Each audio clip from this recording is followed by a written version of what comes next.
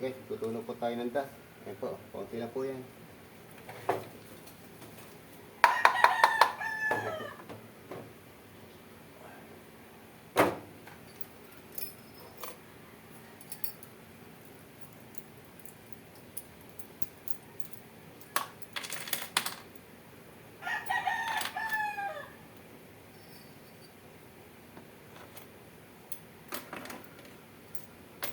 Pagitin po muna natin siya para ano, para matanggal ko yung mga ano niya.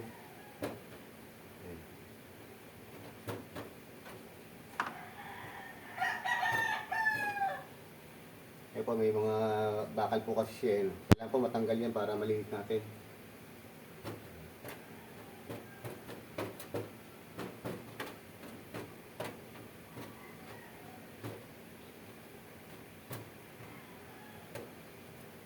Yan.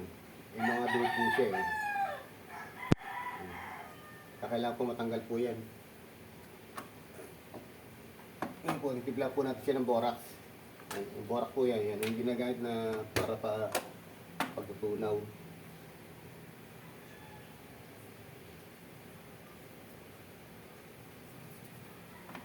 Tsaka po ito sa litre. Yan. Pwede po natin na sa litre para kasi yung po magkasama pag tutunaw po ng dust.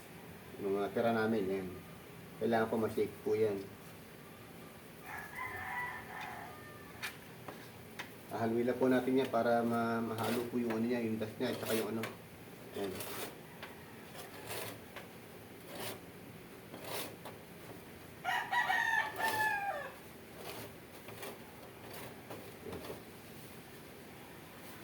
Tunawin lang po natin ito.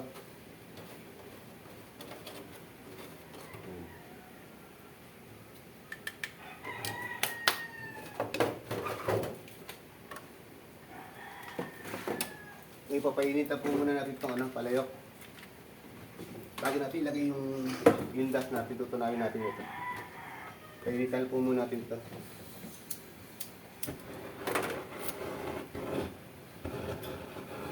Malakas po apitator natin.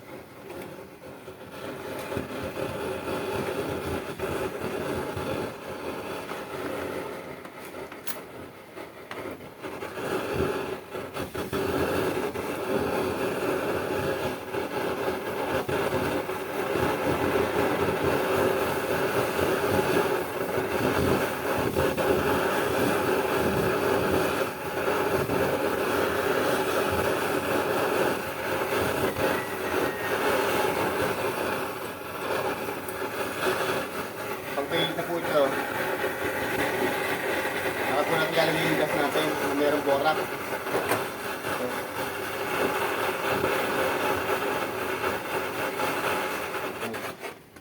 Pwede na po natin ilagay itong ano, itong gas natin, natutunawin.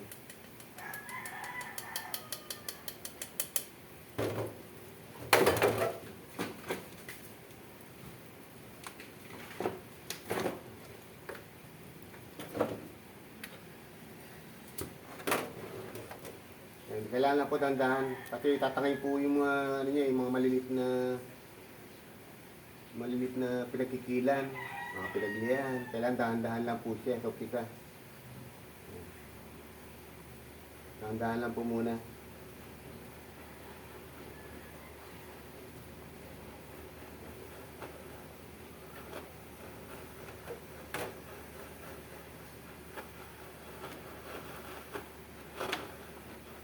Tanggal po muna natin ito. Nakastoro po. Ayan, luma na po mga gamit ko. Tagal ko na pong ginagamit yung mga ano, napakamahal po ng mga gamit ngayon eh. Kaya po, napag-overlock po yung mga luma kong gamit.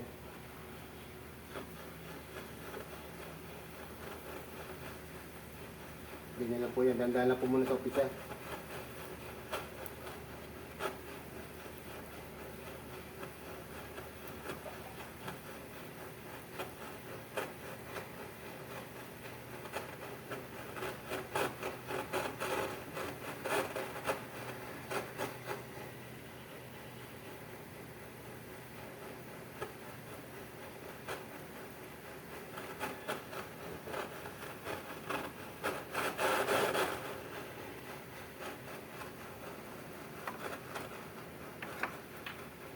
Takpan po muna natin para makulog po yung apoy.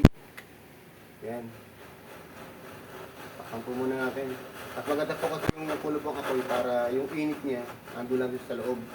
Para hindi gaya walang takip, ang apoy niya palabas. Hindi gaya nung ganyan, may takip. Para paano yung apoy niya, init niya, ando lang sa loob. Kaya mas madali po siyang mapagsama-sama ng ganun.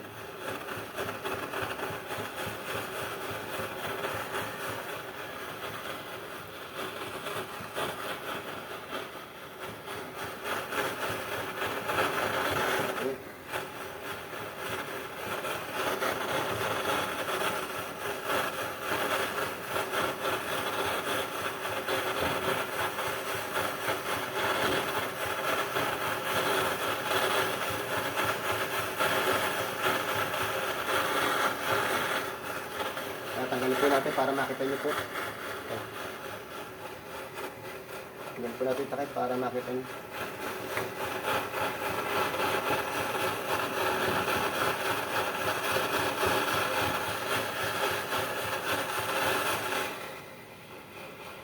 Kasama-sama na po siya.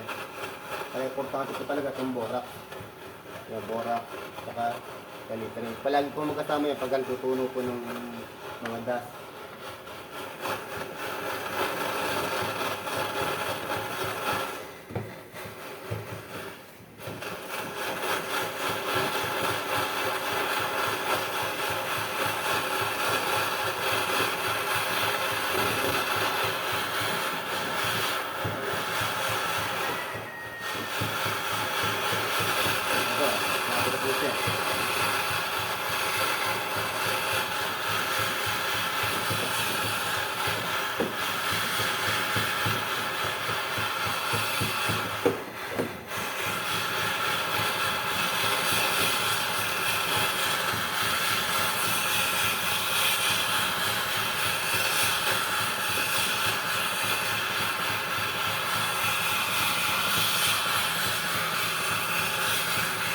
Ayusin po natin para magtama-tama po siya. Para makuha po yung maliliit. Ayan po.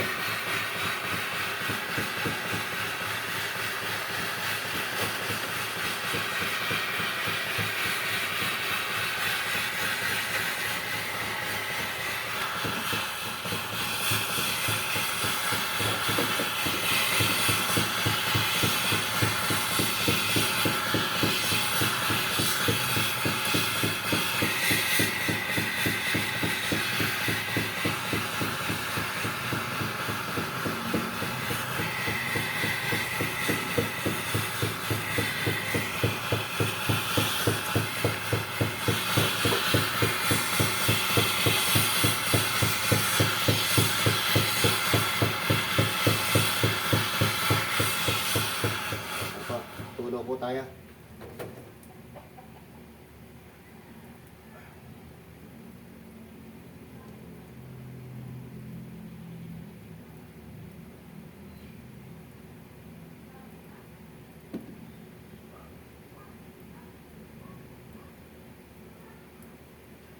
Pagla po natin sa solusyon para po makita natin. Balong po natin sa tubig. Ayun po siya.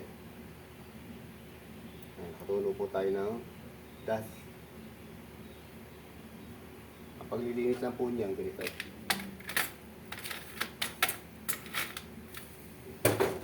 Linisin po natin para po matanggal po yung borak na nakakapit sa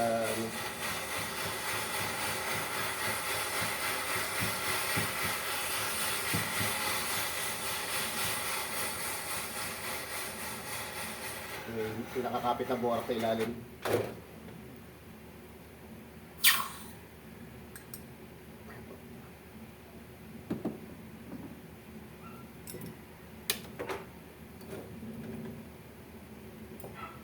Ayan po siya.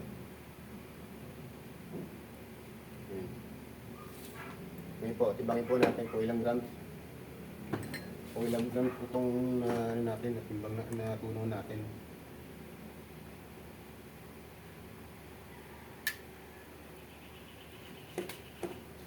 Ay 1.6 lang po. Salamat po. Thank you for watching.